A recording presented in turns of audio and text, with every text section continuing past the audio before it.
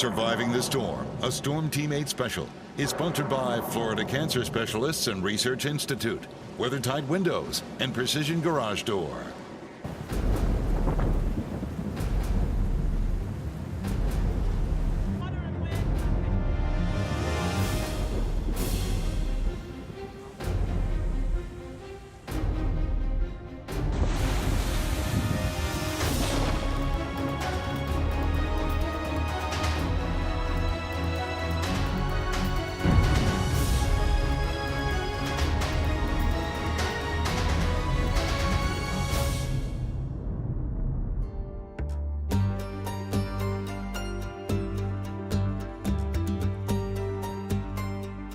Good evening and welcome to beautiful Fort Desoto Park in Pinellas County.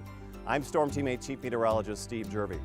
These beaches are ranked some of the best in the nation, but it's also a place where severe storms and hurricanes meet land for the first time. Fort Desoto's beaches stretch across more than 5 islands along the Pinellas coastline. It's part of Florida's chain of barrier islands encircling the state and protecting the mainland. Our Gulf Coast beaches consistently rank among the best in the world. And it's no wonder, with white sand, abundant wildlife, and sunshine all year long. But when a hurricane hits, the beach and coastline is the last place on earth you want to be. Even with a storm well offshore, conditions can deteriorate rapidly. And it's getting closer, so we're expecting these winds to continue to pick up, these waves continuing to get larger as we head on through the next couple hours, with hurricane conditions expected here in only a few hours. The Gulf or seashore is hurricane ground zero. The fury of a hurricane creates the greatest impact. But even well inland, there can be devastating effects. Storm surge and rain produce flooding, and wind can bring down power lines and trees, sometimes at the cost of human life. Waves were breaking over those rocks there. It was scary. Last fall, Hurricane Hermine churned up Bay Area beaches before making landfall in the Panhandle. And soon after, Matthew grazed the East Coast. The shoreline is not the place you want to be when tropical storms are headed your way. So make plans well ahead of time to evacuate to a safe location. In 2016, Hermine was the first hurricane to make landfall in Florida in 11 years, and it happened right here on the Gulf Coast. Storm Team 8 began tracking Hermine in late August as it formed in the Florida Straits and began to move northward off the Florida west coast. Here's a look at Tropical Storm Hermine. Again, it's a very large storm extending from Jacksonville almost all the way down to Cancun, Mexico. The storm became more organized, strengthening to a Category 1 hurricane with 80-mile-per-hour winds just before making landfall in the Panhandle September 2nd. But even as a tropical storm, it caused serious damage along the Gulf Coast. Flooding in Pinellas and Pasco counties destroyed 7 homes and damaged nearly 2,000 others. Winds are blamed for knocking out power to about 325,000 customers, including 80% of Tallahassee. The coastal community of Cedar Key in Levy County was one of the hardest hit areas. It was pretty bad. I don't think we expected the surge to be what it was. In all, Hermine caused about $550 million in damage in the United States and caused 1 death. This year, hurricane experts are making a push to use drone aircraft like this one to assess storm damage. Our own Drone 8 was ahead of the curve when it flew over storm damage caused by a deadly tornado in Sarasota County. Like a freight train, 2 tornadoes struck in the early morning hours early last year. One killed a husband and wife in Parrish. Another came ashore in Siesta Key. Next thing I knew, I was up on top of the roof. The tornadoes also caused millions in property damage. For the first time, Drone 8 took off for some more detailed aerial images. Pilot Peter Bernard was able to move in closer, getting clear views of the roof damage of homes and condos on Midnight Pass Road and over areas that were off limits to photographers on the ground. This is how FEMA will use drones in the future to assess damage and in rescue efforts. I'm Storm Team 8 meteorologist Ian Oliver. We are inside the clean room giving you a sneak peek of the GOES-R weather satellite. It's going to revolutionize weather observation and forecasting. We'll show you it coming up. We'll have more on surviving the storm coming up.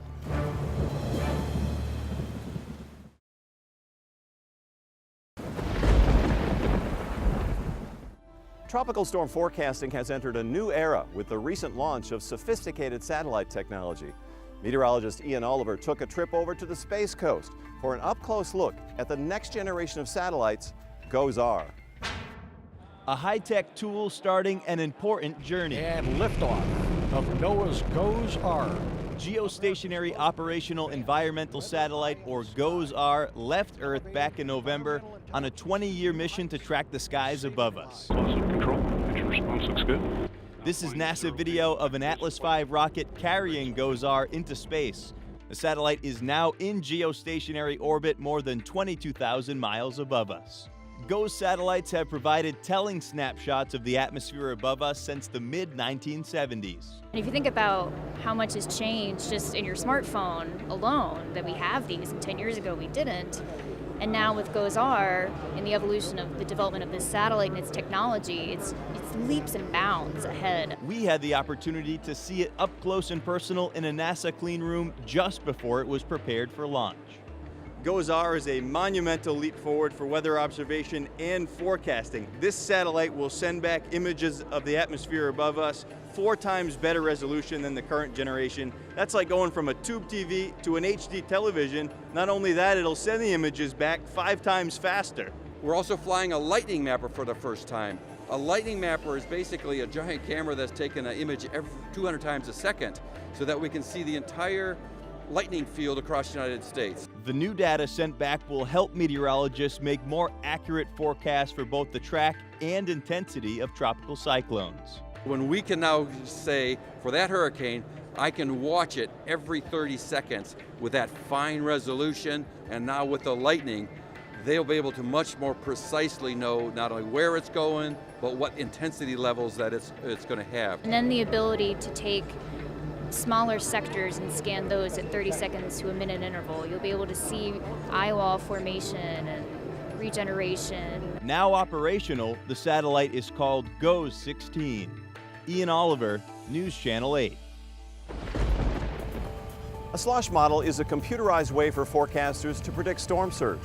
As Leigh Spann explains, it's one of several methods used to determine the strength and severity of coastal flooding.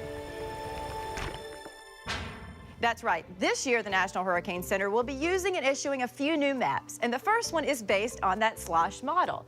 This is the first year that storm surge watches and warnings will officially be issued. Now, a watch would be issued 48 hours before the possibility of storm surge, and warnings would be in place 36 hours before. This is actually a look at Hurricane Hermine's storm surge warning. The products will be separate from wind watches and warnings, and they're meant to protect people under a significant risk of life-threatening surge. The next map the National Hurricane Center will be issuing actually 2 experimental graphics this year.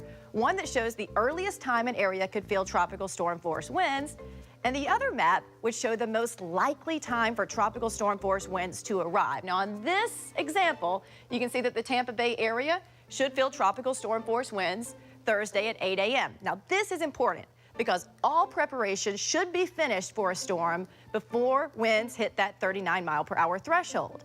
Hopefully these maps will encourage people to get those preps done early.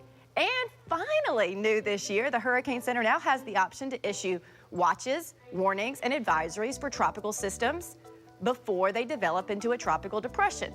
Now, this would only happen if the system poses a threat to land within 48 hours, and they would be called potential tropical cyclones. And finally, due to increased accuracy of tropical forecasts, the so-called cone of uncertainty is going to be a little bit smaller this year.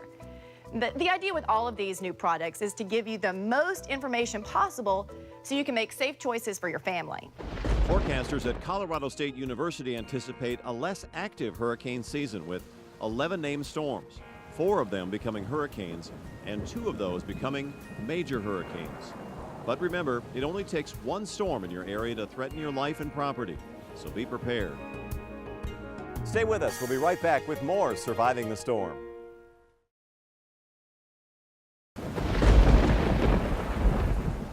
They're small but mighty. A new NASA mission uses 8 microsatellites to take accurate measurements near the eye of a storm. Storm teammates Ed Bloodsworth shows us more on Cygnus. And drop Pegasus is away. ignition of the Pegasus rocket with Cygnus. And with that, the work of a new class of weather satellites began. All of a sudden, in 10 minutes, we were up there, they turned on, they started working, and it was real. It was really amazing. Cygnus is an acronym, and it stands for Cyclone Global Navigation Satellite System. It sounds complicated, but the goal is simple. The immediate goal is to make measurements of the winds in the center of hurricanes for the first time. It hasn't been done before from satellites. We needed to be able to penetrate through the heavy rain, and we needed to be able to make the measurements more often. And this technique that Cygnus uses enables both of those features. The project is a collection of 8 microsatellites, each one no larger than an airline carry-on suitcase. These satellites, which will orbit the tropics for at least 2 years, will work in tandem with GPS satellites to more frequently measure winds near a hurricane's core. This data will be incorporated into current forecast models in order to more accurately predict how strong a hurricane will become. The aim, according to Dr. Ruff, is to give people a better idea of what to expect the next time a hurricane threatens. I hope that we're going to make a kind of a psychological impact, because once the forecasts are more reliable, people will tend to believe them more. For Storm Team 8, I'm meteorologist Ed Bloodsworth. At Fort Desoto, these fortifications and mortars were built to protect the coastline from enemies. Do you have a plan to protect your home and family from a storm? News Channel 8's Julie Phillips shows us the best ways to do that. Nothing beats a view like this. But during hurricane season, living on the water in Florida is a risk. At Tampa Bay Watch, an environmental nonprofit, they showcase the latest hurricane fortifications. Founder Peter Clark explains how vulnerable this structure is, being so close to the Gulf. Because of that, we had to create a facility that was going to be able to withstand the majority of the storms, so that we didn't have to come back and rebuild the property. All of the buildings here are built to withstand a Category 3 storm and rest on stilts, so storm surge won't affect the structure. We've had 3 different levels of construction, and they've all been about 5 years apart. The original building is about 15 feet above sea level. 10 years later, new construction codes meant this one had to be raised to 17 feet. The buildings here at Tampa Bay Watch aren't just elevated from top to bottom, they're built to withstand a hurricane. For instance, this is hardy plank, a mix of wood and concrete that's impact resistant. Pilings plunge 40 feet deep to keep the building from blowing over. Not only to go in the ground, but they go all the way up through the buildings and tie into the roof. So the roof is anchored all the way through the building as well. Windows here are bulletproof and built to withstand 130-mile-per-hour winds. The doors have 3-point locking systems. Even the garage door is reinforced. Even with all these precautions, it's best to have an evacuation plan. Julie Phillips, Storm Team 8. Now is the time to put together your hurricane survival kit. Here's what you need: 1 gallon of water per person per day for at least 3 days, a 3-day supply of non-perishable food, a battery-powered or hand-crank radio, and a NOAA weather radio, flashlights, extra batteries, a manual can opener, a wrench or pliers, and cell phones with chargers.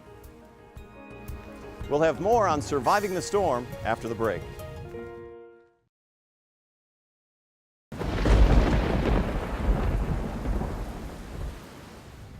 Hurricane Matthew was a late-season, long-lasting, and destructive tropical cyclone that moved north up Florida's east coast. Storm Team 8 gave an all-out effort to cover every aspect of this mammoth hurricane. Matthew became a hurricane just north of Venezuela and quickly grew to a Category 5 storm as it made its way north. It was a powerful, deadly storm that made landfall in Haiti and Cuba as a Category 4. Then it headed straight for Florida. That's the Max Defender view over almost 300 miles away of the actual eye wall itself, moving toward the Bahamas. When we add our weather network in there using Miami Doppler radar, you can see the center of the system itself and all the showers coming rapidly around. Fortunately, the storm just brushed Florida's east coast. We did expect these conditions to get into the tropical storm force range through the afternoon, so I can tell you we're already there. The governor declared a state of emergency and issued mandatory evacuations. Evacuate, evacuate, evacuate. Jim Hood and his family were among 1.5 million Floridians who evacuated. He, like many, escaped to Tampa Bay. That's the reason we left, basically. We're far enough away from the coast that We weren't really concerned too much with storm surge, but wind and losing power. Matthew gradually weakened as it moved up the Atlantic coast before finally making landfall as a Category 1 near Myrtle Beach, South Carolina. In all, 603 people died as a result of Matthew. Haiti suffered the worst, with 546 deaths. 47 died in the United States. Matthew was also the costliest Atlantic hurricane since Sandy in 2012, with damages of more than $15 billion. NOAA hurricane hunters played a vital role in tracking Matthew's path. News Channel 8's Jeff Patterson flew on a mission above, around, and ahead of Matthew in order to chart its progress. This Gulfstream jet is nicknamed Gonzo. NOAA scientists and the flight crew are dedicated to predicting the path of hurricanes and invited me on board to see their mission. For takeoff, I sat in front to see pilots who routinely fly into weather that others avoid. It's a job this entire team takes very seriously. There's not a lot of jobs out there where you can go home after a day of work and really feel like you've made a difference in people's lives. We flew across Florida to the Bahamas, down to Haiti, over Jamaica, around Cuba, and then back up to the Florida Panhandle. Everything's looking good. Along the way, the crew drops measuring devices called dropsondes at predetermined points to collect information. When they're released, they will descend to the surface of the ocean and collect temperature, humidity, wind speed, direction, and pressure 4 times a second, all the way down. The information gathered here will help predict the path of Matthew, but also improve computer modeling for future storms. We are really glad we're able to do this, and we're very proud of the work we do, and we just hope that we get the right data to the people who can make the right decisions and get the right people out of the way. During the flight, I interviewed the crew about their jobs as we cruised at 40 to 45,000 feet above the storm. They allowed me to release one of the dropsondes. So this is the drop switch. The information is used to generate the cone that we are now all familiar with. It shows the potential path of a storm. The NOAA hurricane hunters know that path is critical. And it's very complex because when you think about making sure the right people leave, the flip side of that is making sure the right people don't leave. Because as you know, when you start evacuating people that later find out they didn't need to, that has a negative impact on the future that we have to work on.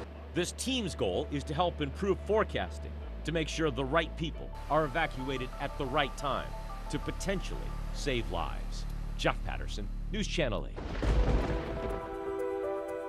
Fort Desoto was built to defend Tampa Bay. This year, Storm Team 8 added a new, advanced, and powerful piece of equipment to add to our storm tracking toolbox.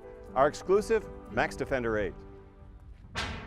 Yeah, watching local effects here on Max Defender 8, you can clearly just see that eye off of the Indian River County coastline. Max Defender 8 went online just in time for Storm Team 8 to track Hurricane Matthew. Let's first of all take a look at Max Defender 8, and you can see exactly where the center of the system is located. It detects the actual eye of the storm. We have a much better range with this S-band million-watt Doppler radar. We're very excited to be using it. Max Defender 8's powerful reach stretched clear to the Atlantic Ocean, showing us the direction and intensity of the storm in a way we've never been able to do until now. This 1 million watt S-band high-frequency weather radar is the most powerful and advanced in the nation. It's the right tool for the right job, tracking storms right here in Tampa Bay and across the region. For decades, the use of S-band weather radars has been limited to the National Weather Service only. This technology has only recently been approved for private use by the United States government. The rain, the thunderstorms, hail cores, and there's all sorts of things you can see using those S-band radars. They're really fantastic. We chose Riverview in central Hillsborough County as the spot to build Max Defender 8. Construction began early in 2016. We started with a mass excavation for the foundation for the tower itself. A tall tower with a bulky base to make sure Max Defender 8 can not only track strong storms with powerful winds into the Tampa Bay area, but also stand up to them once they arrive. Everything has to withstand the storm, so the foundation, the reason it's that thick and that heavy and that deep is to make sure that the tower itself is properly supported. With any luck, that is one test Max Defender 8 won't have to take. But if a big storm or hurricane comes our way, this tower will be ready to take it. We want to thank you for joining us tonight, and a reminder, you can survive a storm. Whether you stay or evacuate, have a plan and stick to it. From beautiful Fort Desoto Park in Pinellas County, good night.